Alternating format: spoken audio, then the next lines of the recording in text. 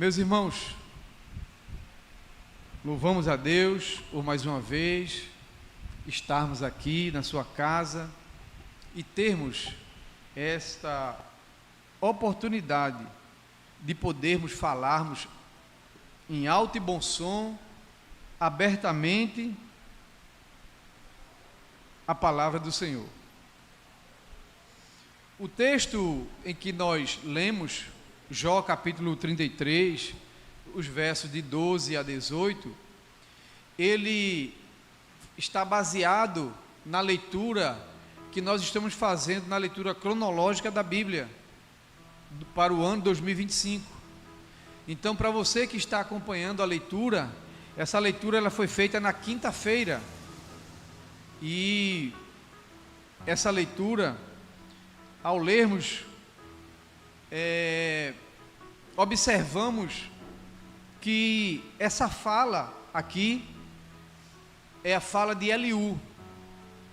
Eliú, ele, de uma forma direta, ele não é citado como é conhecido, chamado os três amigos de Jó, porque era Zofá, Bildade e Elifaz.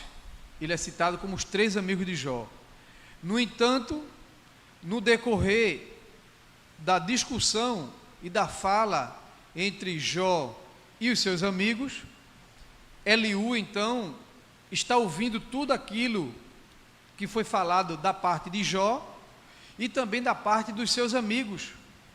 Eliú, por ser ainda jovem, ele então fica ouvindo e aguardando o que é que os anciões experientes estavam tecendo acerca do sofrimento de Jó.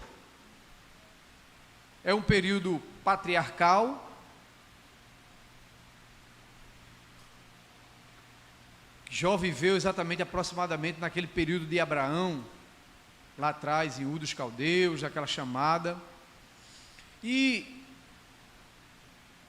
esses três homens, e juntamente com Jó, eles começam a discursar acerca, em torno do sofrimento de Jó, mas esses homens começam a revelar informações da soberania, da graça e do poder desse Deus invisível, que até então é encontrado exclusivamente somente no livro de Jó.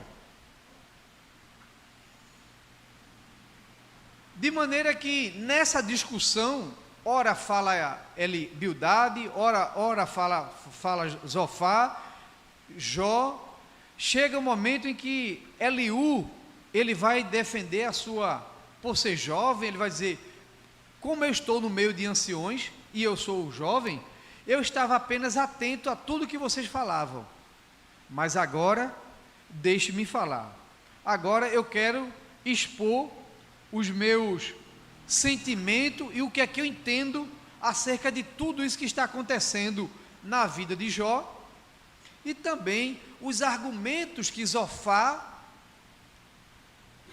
e os seus demais amigos estão fazendo acerca, inclusive acusando Jó.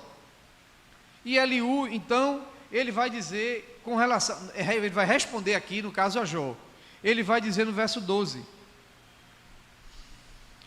devo lhe dizer que nisto você não tem razão.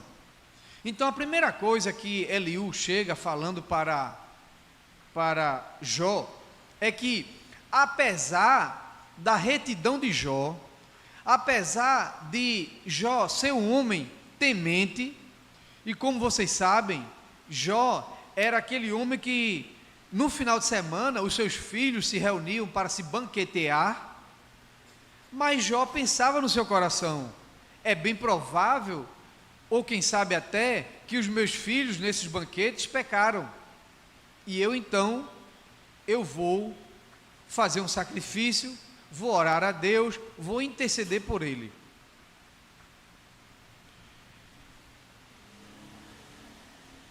O que fica revelado, meus irmãos, nessas afirmações, tanto de Jó, dos seus amigos e também de Eliú, é que Deus, Ele fala com o seu povo e com a sua igreja em todo o tempo.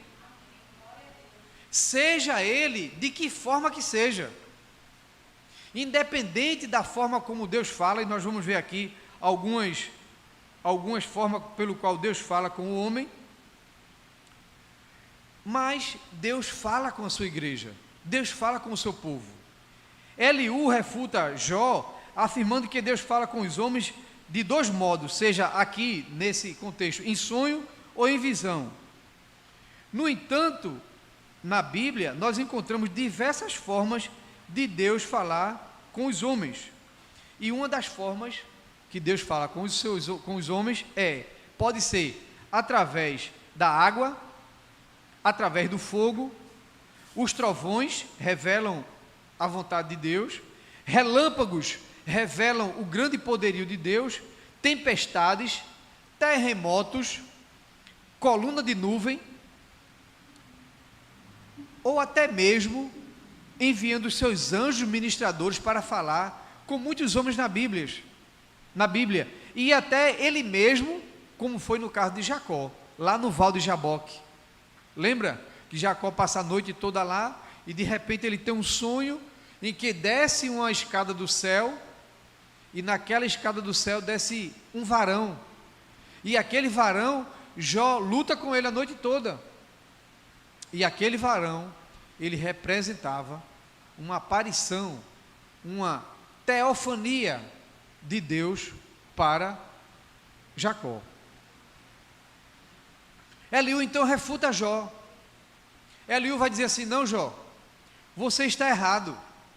Você está errado porque, apesar da sua retidão, apesar do seu zelo pelo Senhor, apesar de tudo aquilo que Jó falou, quando a gente lê, a gente vai perceber que Jó vai dizer assim: nenhum servo da minha casa ficou sem comer carne. Nenhum momento eu encontrei alguém na rua precisando e o deixei sem vestir, o deixei nu. Em nenhum momento eu deixei o órfão e o necessitado, a viúva, passar privações. Então, apesar de tudo isso, Jó falou, e os seus amigos tinham conhecimento de causa, e Eliú aqui vai dizer para ele: você está certo em tudo isso. Porém, Jó, Deus, ele certamente, em algum momento de sua história, Deus falou com você, porque Deus fala com o homem. Vamos olhar, eu vou convidar vocês a ler Hebreus, no capítulo 1, versículo 1 e 2. Vamos olhar para o texto?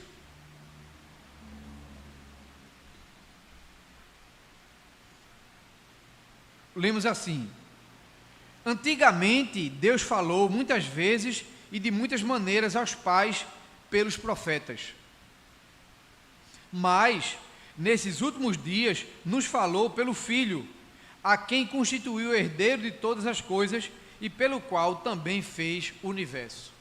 Então você consegue perceber aí que o escritor aos Hebreus, ele diz que Deus já falava já no Antigo Testamento de muitas maneiras e de muitas formas.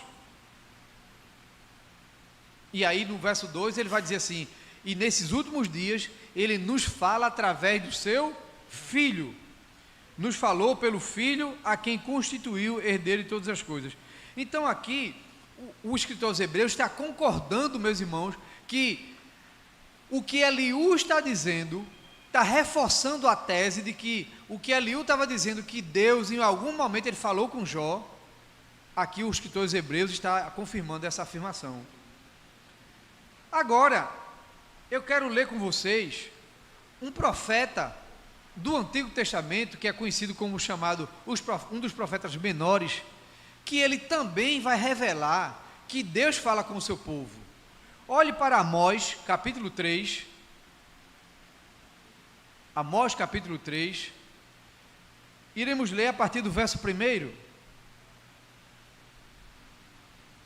O texto assim está escrito: ouçam a palavra que o Senhor fala contra vocês, filho de Israel, contra toda a família que ele tirou da terra do Egito. E ele diz: de todas as famílias da terra, somente a vocês eu escolhi, portanto, eu os punirei por todas as suas iniquidades. Será que dois andarão juntos se não estiverem de acordo?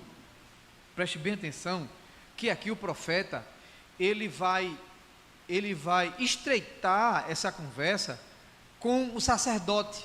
Aqui ele está falando com o sacerdote, porque as palavras que o profeta estava trazendo eram palavras duras para a casa de Israel, o reino norte, porque estava em desobediência a Deus. E aí o profeta vai questioná-lo, o sacerdote, dizendo, verso 4, será que o leão vai rugir na floresta, sem que tenha encontrado a presa? Será que o leãozinho fará ouvir a sua voz no covil, se não tiver apanhado nada? E o profeta continua, verso 5, será que a ave cairá na armadilha, se o laço não estiver armado? Será que o laço se levanta do chão, sem que tenha apanhado alguma coisa? Interessante que aqui, meus irmãos, o profeta, ele está falando com o sacerdote Amazias, trazendo conhecimento de causas naturais. E você observe que o que ele está falando aqui são conhecimentos de pessoas que vivem nessa ambiência, em que ele fala sobre o leão, sobre o seu leãozinho, sobre a armadilha, e no verso 5 ele diz assim, será que a ave cairá na armadilha, se o laço não estiver armado? Você vê que são coisas fáceis de entendimento, mas Deus está utilizando o profeta para falar à casa de Israel, para Jeroboão, que era o rei de Israel, uma verdade espiritual. Vamos continuar. Será que o laço se levanta do chão, sem que tenha apanhado alguma coisa? O verso 6, ele dirá, será possível tocar a trombeta na cidade, sem que o povo comece a tremer? Será que sobrevirá algum mal à cidade, sem que o Senhor o tenha feito?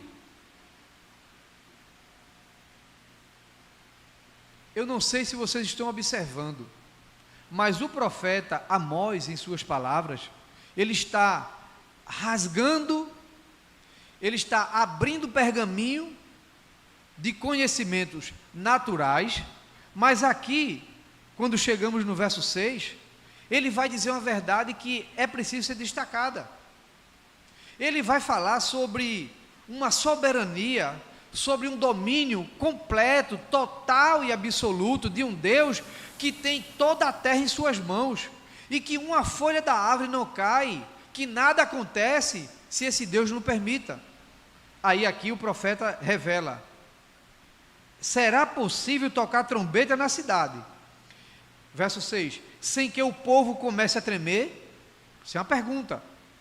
E ele continua, parte B, será que sobrevirá algum mal à cidade, sem que o Senhor tenha feito? E agora? Como é que a gente agora vai nos deparar para entender essa fala desse profeta? Essa parte B desse verso 6. Será que vai acontecer alguma coisa na cidade que Deus não o tenha feito? Ou no mínimo, ele tenha permitido? Quando Paulo escreve a nossos irmãos, aos romanos, ele vai dizer que todas as coisas cooperam para o bem daqueles que amam a Deus, para aqueles que são chamados segundo o seu propósito. Então, meus irmãos, observamos que, às vezes, está acontecendo coisas em nossas vidas, às vezes está acontecendo coisas na sua vida, que você pode até dizer assim, mas eu não estou entendendo, mas isso não vem de Deus, mas isso é coisa totalmente ao contrário do que eu esperava, Eu não pensava que seria assim. Eu pensava que seria por outro caminho.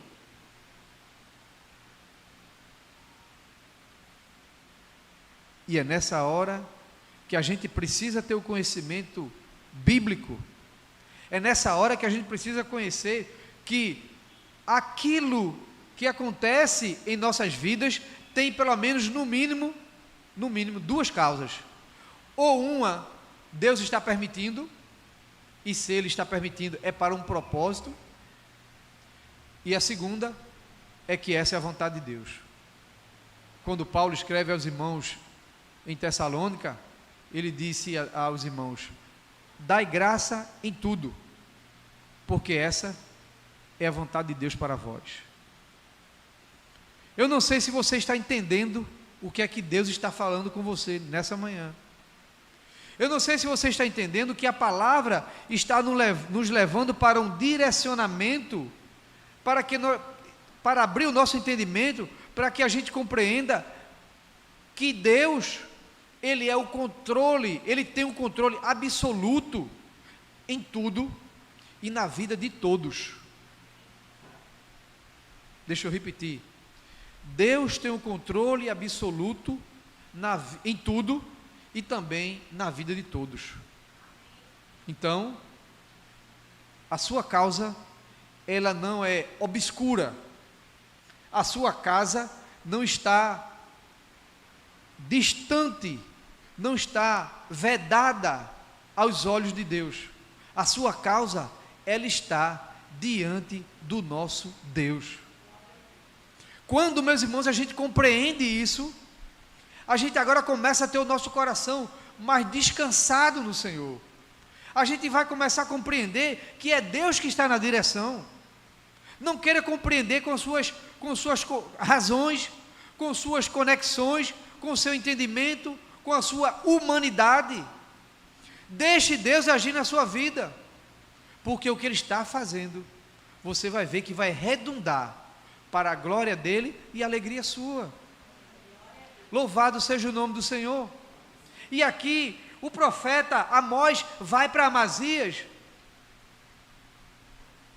para Jeroboão, e é o sacerdote Amazias que está questionando o profeta. O verso 10 do capítulo 7 de Amós, eu queria ler com vocês essa verdade.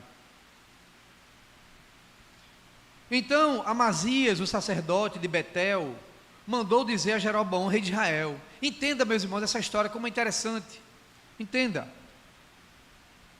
O sacerdote está indo para o rei Jeroboão, o rei de Israel, da parte norte, e vai dizer assim para ele: olhe, nós não devemos ser tolerantes com esse profeta, não. Esse profeta está falando coisa demais. A gente tem que calar esse profeta. Esse profeta está nos importunando com suas palavras. Ele vai dizer, verso 10: Amós está conspirando contra o rei, no meio da casa de Israel. A terra não pode suportar todas as suas palavras, porque assim diz Amós. Aí aqui, meus irmãos, é o sacerdote Amazias diante de Jeroboão, citando as palavras do profeta Amós. Ele vai continuar dizendo: Jeroboão morrerá a espada. Veja, aqui foi quando Amós trouxe essa palavra para o rei de Israel, Jeroboão. E qual foi a palavra? Uma certa vez aqui eu disse a vocês que dos 3 ofícios que existiu em Israel, o mais difícil era ser profeta. Existia o ofício de rei, que era bom, né? Sentado no trono, na cadeira, com os seus súditos, mandando tudo e comendo do melhor. Esse era o melhor. O segundo ofício era o ofício sacerdotal. O sacerdote, ele tinha a função de receber do povo as ofertas de sacrifício, de fazer a libação e a expiação pelo pecado do povo. interceder a Deus pelo povo. Quando o povo pecasse, o sacerdote ia diante de Deus: Deus, aqui está a oferta alçada pelo pecado da nação, pelo pecado do povo, pelo pecado do rico, do pobre, da família. Então o sacerdote, o seu ofício, desempenhava essa função. Porém, o terceiro ofício era o mais difícil.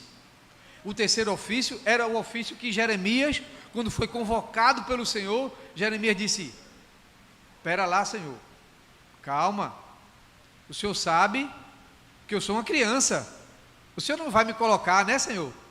O Senhor não vai me colocar para profetizar para a casa de Israel, porque Jeremias sabia quem era a casa de Israel. Jeremias sabia a transgressão e o pecado da casa de Israel. Jeremias sabia que teria que lidar com leões, com gigantes em pecado. E Jeremias então vai tentar persuadir a Deus. Então, Senhor, o Senhor sabe que eu sou uma criança, e uma criança não pode ser profeta não, Senhor. Deus, tu não sabe, a criança tem que brincar, a criança tem que viver a vida de criança. E Deus disse para Jeremias: Jeremias, não diga que você é uma criança, porque aonde eu mandar você irá, e o que eu lhe mandar você dizer, você dirá, porque eu te levantei como coluna, eu te levantei como profeta.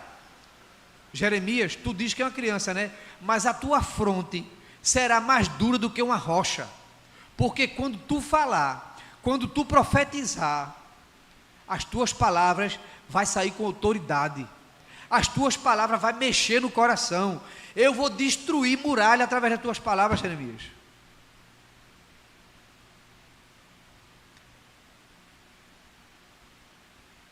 E Deus não falou apenas com Jeremias, Deus fala conosco também nessa manhã. Você não pode dizer que você não passa de uma criança. Você não pode dizer que você é apenas um novo convertido, uma nova convertida. Você não pode dizer que você é apenas: Senhor, eu sou apenas do banco, eu sou o menor da igreja, eu sou o menor da casa, o Senhor não sabe, eu não sou uma pessoa que tem uma grande leitura, que foi a um seminário, eu não fiz teologia, eu não tenho doutorado, eu não tenho pós-doutor, eu não sei nada disso. Mas o Senhor lhe diz nessa manhã, como disse para Jeremias: não diga que você não é, não diga que você não pode, não diga que você não faz, porque tudo aquilo que eu lhe mandar você falar, você fala. Tudo aquilo que eu mandar você fazer, você faz. E para onde eu mandar você ir, você vá. Porque certamente você não irá só, porque Deus, Ele irá com você. Louvado seja Deus. E aqui, meus irmãos, Amazias vai provocar o coração de Jeroboão para se revoltar contra Amós. E o que eu acho lindo é o que Amós vai dizer aqui mais na frente. Olhe para o verso 11 do capítulo 7 de Amós. Veja o que ele diz, a continuação. Porque assim diz Amós, ele vai citar, né? Jeroboão morrerá à espada, Israel certamente será levado para fora da sua terra, em cativeiro. Verso 12. Depois Amazias disse a Amós, ou seja, Amazias continuou incitando incitando a Jeroboão com as palavras de Amós: saia daqui, vidente. Aqui o Amazias vai dizer para o profeta: ó vidente, a gente não quer que você profetize, a gente não quer que você fale, as suas palavras são duras, nós somos bonzinhos, nós somos o povo de Deus. Davi, há pouco tempo, era o nosso grande rei, nós somos descendentes de Abraão, de Isaac, de Jacó. Então o povo estava se escondendo atrás de uma capa histórica, genealógica, em que, achando ele que a perversidade dele Deus iria tolerar. E aí eles vão fazer esse argumento.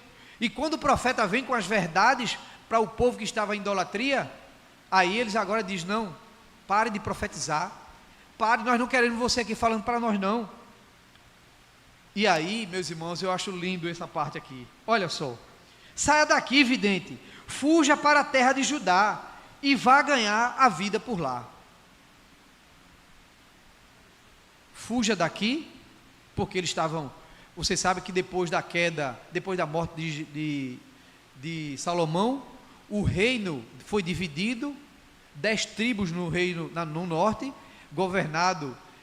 reinado por Jeroboão, e 2 tribos apenas no sul, reinado por Roboão, filho de Salomão.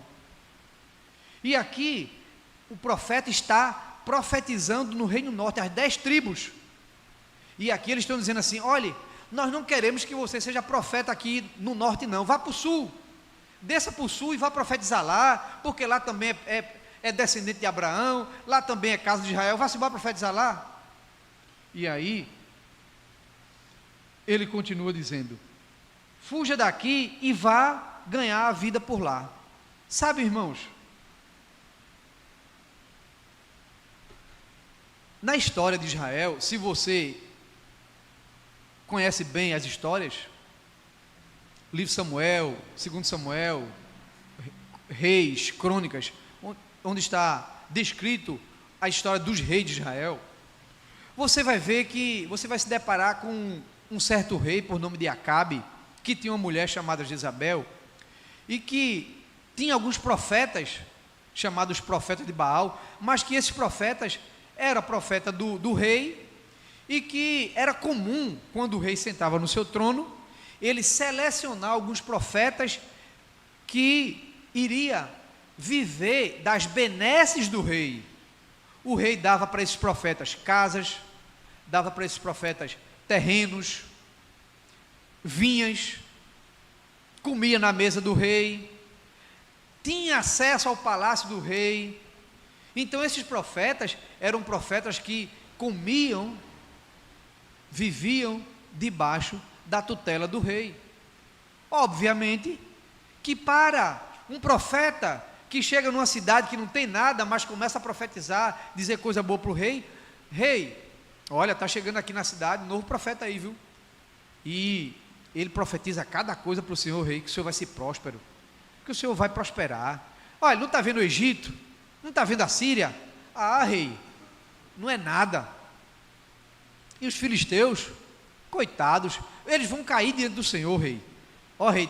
Aí o rei dizia: ah, é? Ele é tão bonzinho assim, esse profeta? Tudo bem, bota ele numa terra boa, dê posses para ele, dê herança para eles, porque ele profetiza coisa boa para o rei.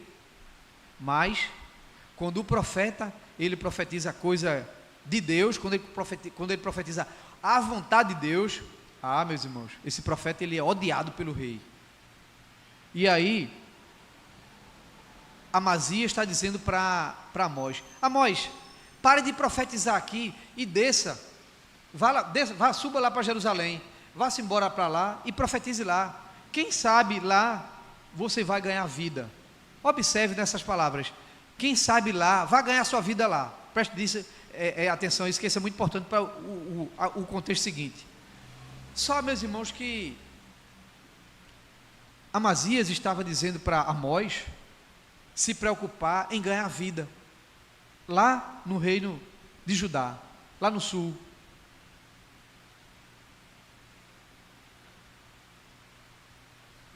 Amazias não conhecia Deus.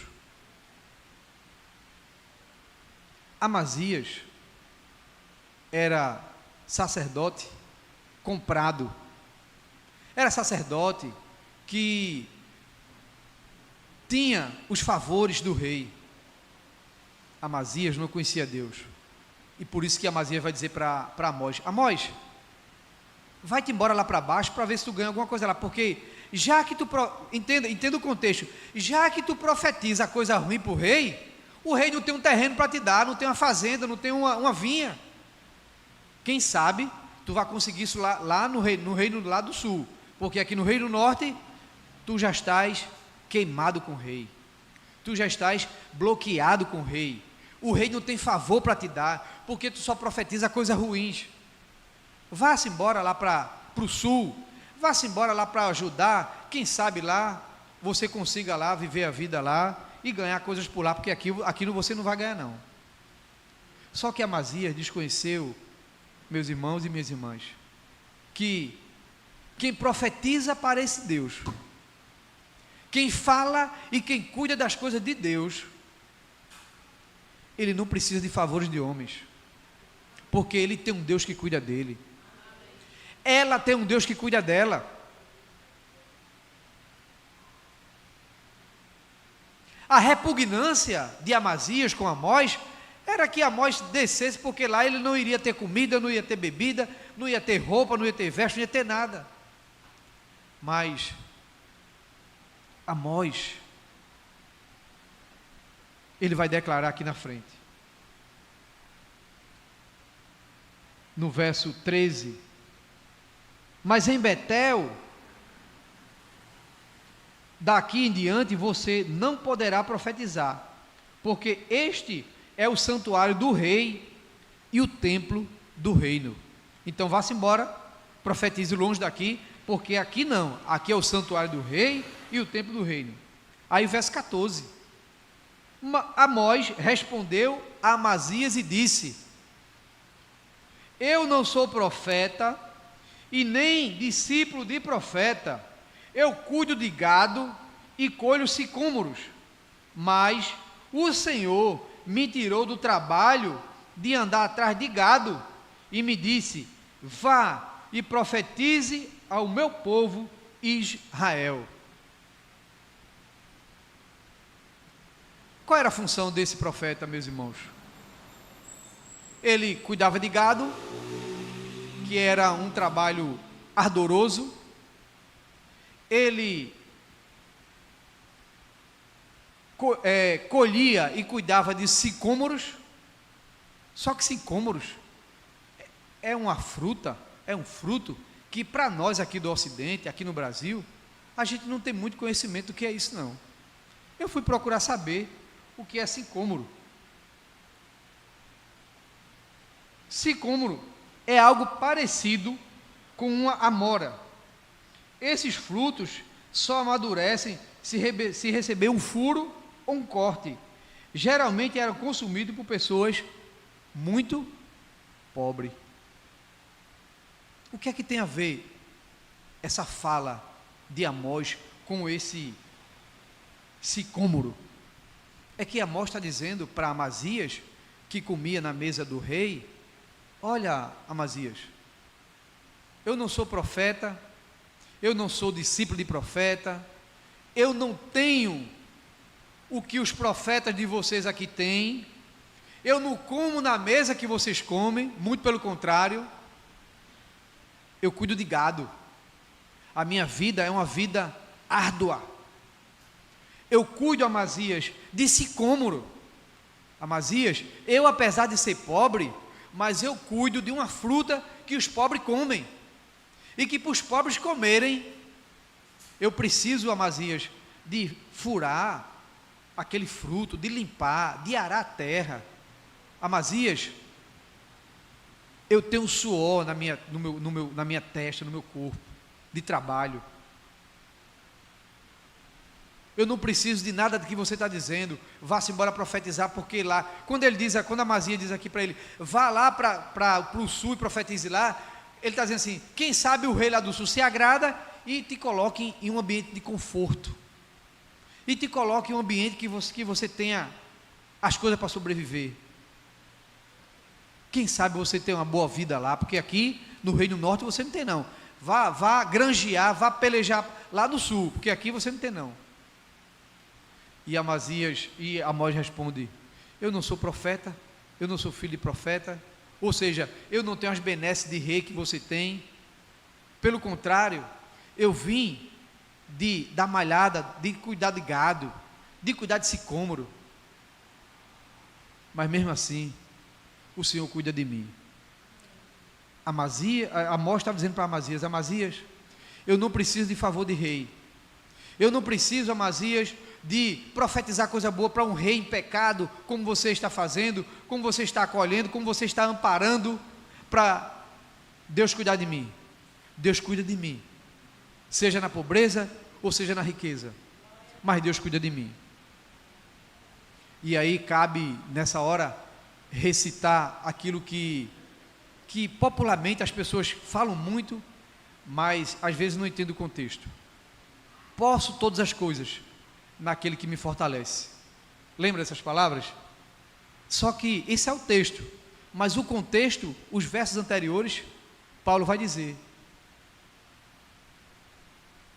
eu sei passar fome,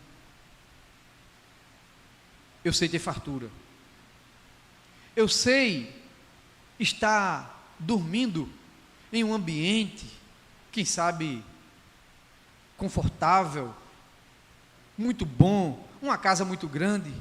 Eu sei tudo isso, mas também eu sei ter aperto. Eu sei o que é dormir no chão de um navio. Eu sei o que é dormir em ambientes apertados, porque pela perseguição da pregação do Evangelho. Então Paulo começa a descrever todo o sofrimento dele, aí depois ele diz: mas eu tudo posso naquele que me fortalece. Eu quero que você nessa manhã saia daqui com esse entendimento, que você também pode, porque quem lhe fortalece é Deus. Você pode passar pelo que você está passando, porque a graça do Senhor, ela lhe basta. Foi assim que Paulo fez: Senhor, tira de mim o espinho, tira, Senhor, tira, 3 vezes. Paulo ora para o Senhor, dizendo: Senhor, tira de mim, está doendo, está apertado, está incomodando. Oh Senhor, como é ruim, como fica a coisa apreensiva, eu estou perdendo sono, eu não consigo conciliar o sono direito, é uma impaciência, é uma inquietude, é uma inquietação, é uma perturbação. Tira de mim, Senhor, esse espinho. E o Senhor diz para Paulo: Paulo, não ores mais para eu tirar esse espinho de você, porque a minha graça te basta, e o meu poder se aperfeiçoa na tua fraqueza. Então entenda, meus irmãos, que nós, Igreja de Cristo, somos capacitados por Deus para passar em desertos, em estreitos, em submonte, descer ladeira, em passar por cima dos espinhos, passar por cima das águas, de mar ter que se abrir, dificuldades, mas o Senhor nos capacita para tudo isso. E Amós diz assim: se é para passar por dificuldades, se é para passar por aperreio, por aperto, mas que eu fale a palavra do Senhor em verdade, eu vou passar. Eu passo pela dificuldade, eu passo pelo estreito, mas eu vou honrar o nome desse Deus. O que Ele colocar na minha boca, eu vou falar. O que Ele me fala para profetizar, eu vou profetizar. E a profecia que eu tenho para Jeroboão não é uma profecia boa, não. Muito pelo contrário. Israel vai ser invadida, Nabucodonosor vai vir do norte, vai cercar, o povo vai morrer de fome, o povo vai sofrer, e digo mais, o rei vai morrer. E mais felizes serão aqueles que vão morrer por a espada de um caldeu, do que aqueles que vão morrer de fome dentro da cidade. Então, os profetas não traziam coisa boa para quem estava em pecado, não. E nós também, meus irmãos, nós não devemos passar maquiagem naquilo que está errado, não.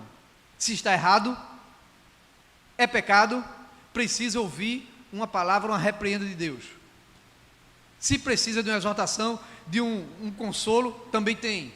Mas aqui Amós não passou a mão em Jeroboão para adquirir as benesses, para dizer: veja o contexto de Amós. Amós tinha tudo, meus irmãos, tinha tudo para dizer assim: rei, eu sou um cuidador de gado, eu sou um cuidador de plantas, quem sabe eu posso dar uma palavra de profecia, e você também agora aqui acolher minha família, acolher aqui numa boa condição. Amós tinha tudo para fazer isso, mas Amós disse: não, eu vou falar a palavra de Deus.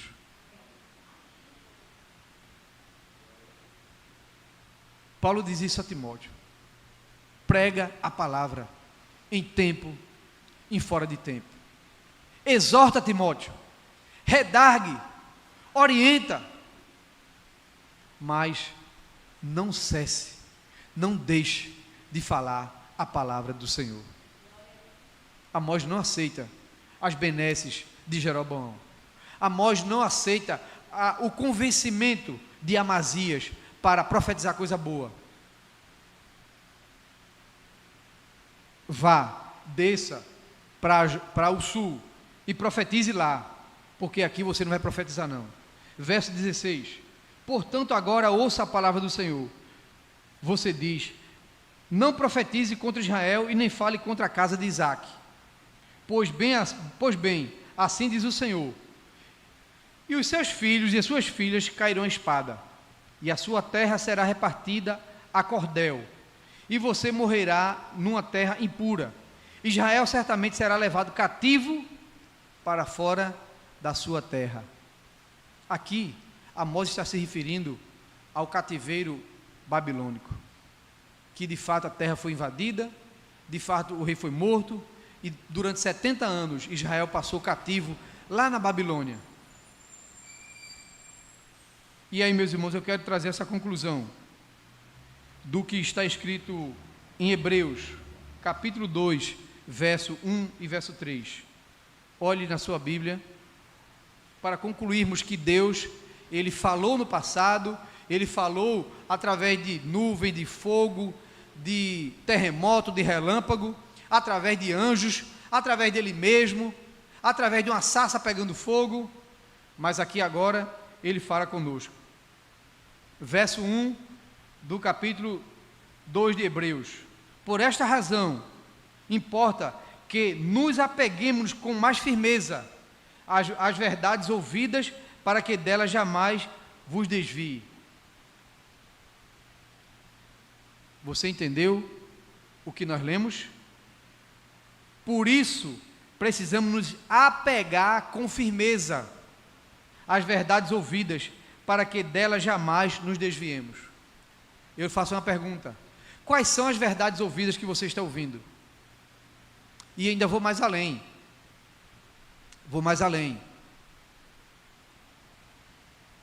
Você sabia que quando a gente escuta uma verdade, que Deus quer que essa verdade, a gente trabalhe nela, o Espírito Santo se responsabiliza em alardar aquela verdade em nosso coração? Todas as vezes que você ouvir a palavra de Deus, vou lhe dar aqui então um toque aqui.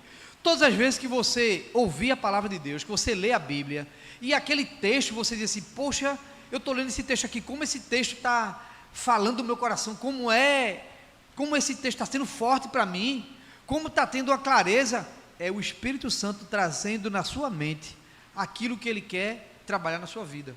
É isso, é dessa forma que Deus fala. Ele ilumina o nosso coração, Ele ilumina a nossa mente. Agora olhe para o verso 2, no verso 1 ele diz assim: se apegue com firmeza. Eu acho que vocês sabem o que é se apegar com firmeza. Às vezes a gente está, não sei se vocês já foram ali para o Mirabilândia lá, e tem um brinquedo lá, que tem hora que ele fica balançando, que a gente senta lá, senta e nas costas tem uns barramentos assim, ele é redondo, e ali a gente segura, que daqui um pouco aquele balanço ele vai começar a chacoalhar para um lado, chacoalhar para outro, balançar, virar, revirar, e a mão da gente está agarrada onde? Naquelas barras, com firmeza, porque se a gente soltar, a gente cai. Então aqui o escritor aos Hebreus está dizendo assim: se apegue com firmeza, não solte, pegue, porque se você se soltar, se você soltar sua mão, se não for firme, você vai soltar e vai cair. Agora eu te pergunto, uma pessoa que não pegou com firmeza de algum lugar, e tem várias as coisas, escada, etc., subindo escada, se a pessoa não se apegar naquele corrimão e cair, o que é que acontece? O verbo é se arrebentar. Não se arrebenta? Não se quebra? Não acontece um acidente? Então, se a gente olhar, se a gente ouvir tudo isso que a gente está ouvindo aqui, e a gente não se atentar com firmeza para isso que está sendo pregado, a gente pode se arrebentar, a gente pode cair. Amém? Eu vou agora com você para o verso 2. Porque se a palavra falada por meio de anjos se tornou firme, e toda transgressão ou desobediência recebeu justo castigo, como escaparemos nós, se não levarmos a sério tão grande salvação? Aqui o escritor aos Hebreus faz uma pergunta: ora, Se aqueles que pecaram, se os anjos que pecaram, eles receberam justa retribuição. Se o povo de Israel lá no deserto, quando estava caminhando, começou a murmurar, e eles foram castigados a tal ponto deles receberem a justa retribuição. E lá o texto já vai dizer que daqueles que entraram, daqueles que saíram do Egito, apenas 2 que entraram na terra de Canaã, foi Josué e Calebe. Ele está dizendo assim: olha, se tudo isso aconteceu, se todo pecado que as pessoas cometeram receberam justa retribuição, por que é que você acha que a gente vai escapar se a gente não se apegar a essa verdade? Quem foi que lhe convenceu? Quem é que está lhe persuadindo a dizer que se você continuar em pecado, você não vai ser destruído? Vai ser destruído, vai ser morto, assim como aqueles que passaram, morreram. E eu continuo, depois dessa pergunta: está tendo sido anunciado inicialmente, tendo anunciado inicialmente pelo Senhor, depois nos foi confirmada pelos que a ouviram. Ele está dizendo assim: olha, essa verdade, primeiro ela foi pregada pelos profetas no Antigo Testamento. Quando chega no Novo Testamento, a gente se depara com João Batista, anunciando a verdade: arrependei-vos e crede no Evangelho. Depois de João Batista morre, surge, ele aponta para o Cordeiro, que é Cristo. Cristo começa a pregar, Cristo dá continuidade, Cristo vai assunto aos céus, mas antes dele, ele preparou 12 homens, chamado inicialmente discípulo e depois apóstolo. E essa verdade, ele está dizendo, foi iniciado pelo Senhor, mas hoje chegou até nós. Agora essa verdade, Paróquia Galileia, irmãos e irmãs, está nas minhas mãos, está nas suas mãos. Nós somos agora os profetas que devemos dar continuidade à obra que o Senhor Jesus começou a fazer. Então, a nossa missão aqui nessa manhã, nesse domingo, não é simplesmente por passar o tempo, por passar uma data no calendário, por ter uma ocupação em nossa vida, em nossa rotina diária. Não, é porque nós estamos aqui profetizando, dando continuidade e fazendo aquela obra que Cristo começou a fazer. Foi sucedido pelos apóstolos, depois pelos pais da igreja, depois no período medieval, também foi continuada essa palavra, chegando nos séculos 16, veio então os reformadores, veio então os pregadores, século 19 começa as missões no mundo. Essa missão chega aqui no Brasil, e no Brasil chega em nossas mãos, chega aqui em Pernambuco, chega então aqui em Paulista, chega aqui então em Maria Farinha, e nós somos os continuadores dessa mensagem. Então, meus irmãos, tudo aquilo que você ouviu aqui nessa manhã, que o Espírito Santo falou através da sua palavra, coloque em ação, coloque em prática. Não abandone essa tão grande salvação. Não deixe de lado tudo aquilo que você ouviu nessa manhã. Não faça como se fosse um nécio, mas se apegue, mas guarde tudo aquilo que você ouviu em seu coração. E Deus, certamente, Ele tem um plano maravilhoso na sua vida. Deus certamente tem algo para fazer, tem uma vida repleta, cheia de graça e de verdade para desenvolver na sua vida. Entregue sua vida ao Senhor, confie nele, e o mais Ele fará. Apocalipse capítulo 1, versículo 10 a 11, o texto vai dizer que João foi arrebatado, e Deus diz para ele: pegue tudo isso que eu vou lhe revelar, escreva as 7 igrejas da Ásia. Deus falou no passado, através de profeta, fala no Novo Testamento e continua falando com a sua igreja hoje. E aqui falou com João, lá na ilha de Patmos: João, eu preciso que você mande umas orientações para aquelas igrejas lá da Ásia.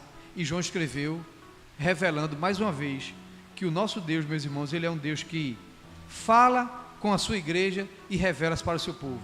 Então, como tema de tudo isso que foi falado, poderíamos tematizar essa reflexão desse sermão, dizendo que Deus fala com a sua igreja e com o seu povo. Amém? Que Deus então possa estar nos abençoando com a sua bendita e maravilhosa graça. Incline sua cabeça, feche seus olhos. Querido e amado Pai, a tua igreja, ela foi exposta a tudo aquilo que o Senhor nos revelou através da sua palavra. Tudo aquilo que o Senhor nos revela, que está aqui escrito, de uma maneira muito simples, de uma maneira muito clara, de uma maneira, Senhor, que até o indouto, até aquela pessoa que não tenha muita compreensão, ela compreende o que o Senhor falou através da sua palavra. Por isso, Senhor, nos ajuda a colocar isso em prática em nossas vidas, nos ajuda a viver essa verdade cada momento de nossas vidas, para que naquele grande dia, quando a trombeta tocar, para quando tu vier recolher os teus filhos aqui na terra, nós possamos também estar, cada um de nós, nesse nome, nesse livro da vida, onde será chamado e citado cada nome, que o nosso nome também possa estar lá. Ajuda-nos, Senhor, para que nós não nos percamos, para que nós não nos desviamos dessa verdade, muito pelo contrário, para que nos apegamos a ela com firmeza, para de maneira nenhuma, Senhor, perdermos essa tão grande salvação. É assim que a tua igreja ora, no nome precioso de Jesus. Amém.